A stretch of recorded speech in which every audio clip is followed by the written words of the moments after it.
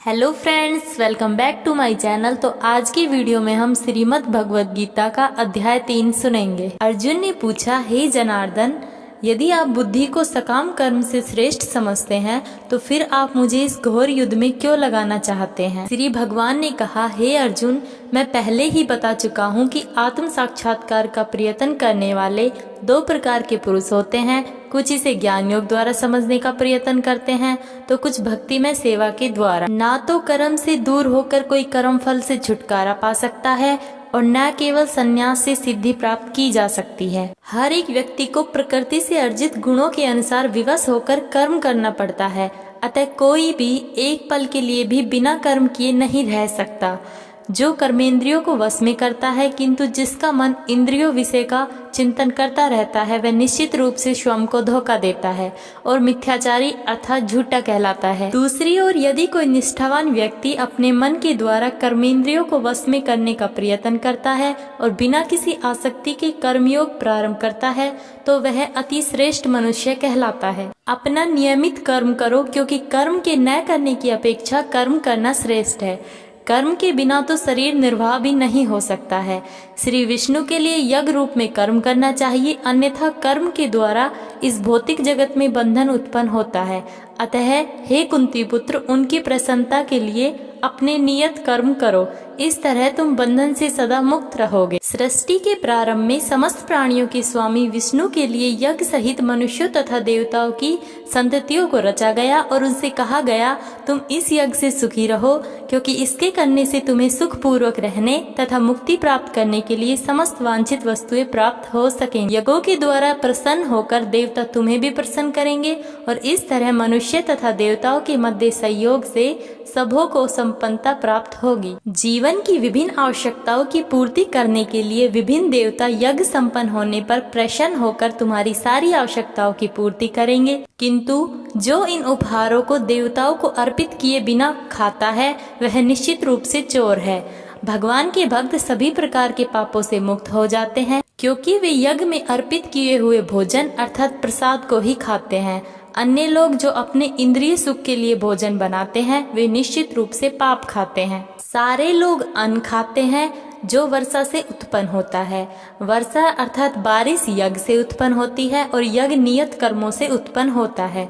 वेदों में नियमित कर्मों का विधान है और ये वेद साक्षात श्री भगवान से प्रकट हुए हैं, इसलिए सर्वव्यापी ब्रह्मा यज्ञ कर्मों में सदा स्थित रहता है। हे अर्जुन, जो मानव जीवन में इस प्रकार के वेदों द्वारा स्थापित यज्ञ चक्र का पालन नहीं करता वह निश्चय ही पाप में जीवन बिताता है।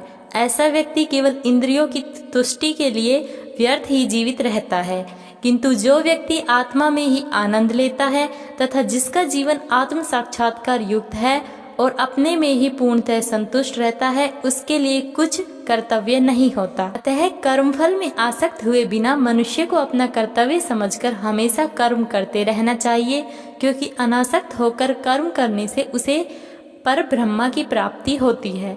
महापुरुष जो जो आचरण करता है सामान्य व्यक्ति उसी का अनुसरण करते हैं।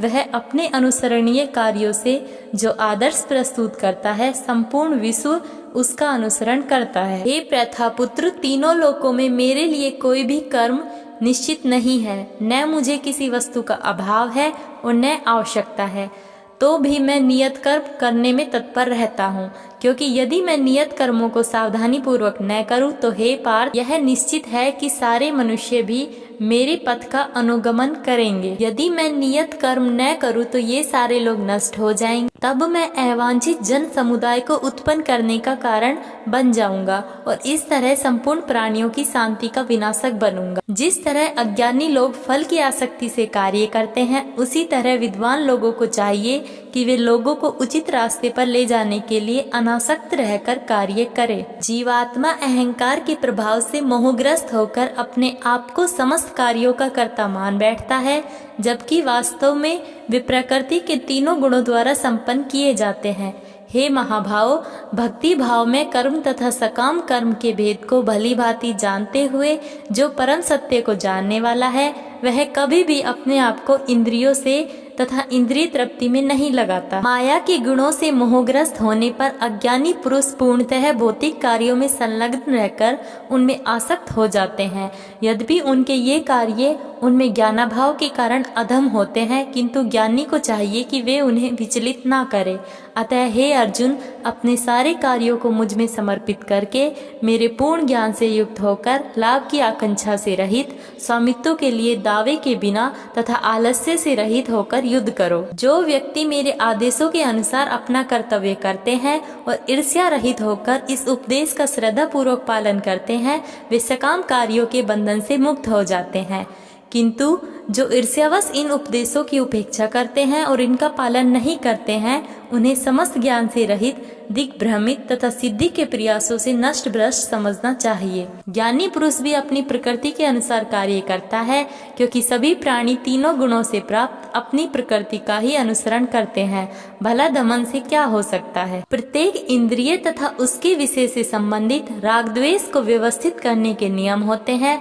मनुष्य को ऐसे राग तथा द्वेष के वशीभूत नहीं होना चाहिए, क्योंकि ये आत्म साक्षात्कार के मार्ग में अवरोधक हैं। अपने नियत कर्मों को दोषपूर्ण ढंग से संपन्न करना भी अन्य के कर्मों को भली भांति करने से श्रेष्ठ है। अपने कर्मों को करते हुए मरना पराये कर्मों में प्रवृत्त होने की अपेक्षा श्रेष्ठ है, क्योंकि अन्य किसी के मार्ग का अनुसरण भयावह होता है। अर्जुन ने कहा, हे वृषिवंशी, मनुष्य न चाहते हुए भी पाप कर्मों के लिए प्रेरित क्यों होता है? ऐसा लगता है उसे बलपूर्वक उसमें लगाया जा रहा हो। श्री भगवान ने कहा, हे अर्जुन, इसका कारण रजोगुण के संपर्क से उत्पन्न काम है, जो बाद में गुस्से का रूप धारण कर लेता है और जो इस संसार का सर्वभक्षी पापी शत्रु है।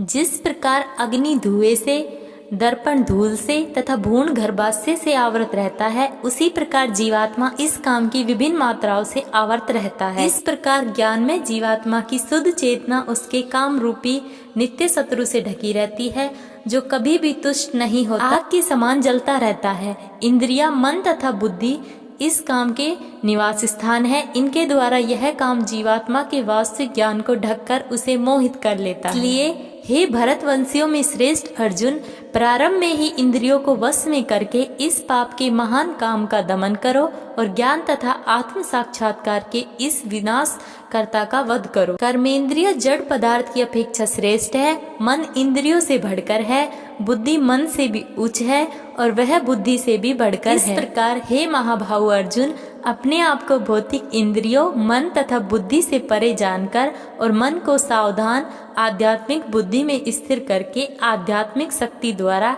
इस काम रूपी दुर्जय शत्रु को जीतो।